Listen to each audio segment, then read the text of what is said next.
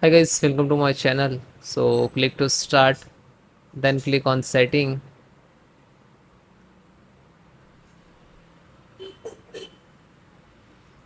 then click app, apps, then install app.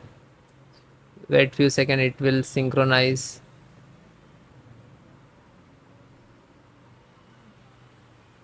Slow down. Come in Microsoft Copilot. Click on three dot and then click to uninstall and then click to uninstall.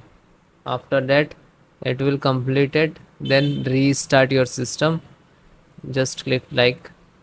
Now you can see this is uninstalling, okay, and it will remove from this.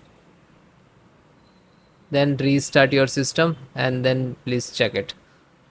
After that, you can see if you want to just confirm task manager,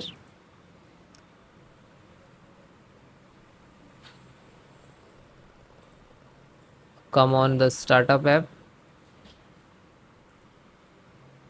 After that, you can see Microsoft Copilot is removed from there, okay, and then restart and please confirm. Thank you.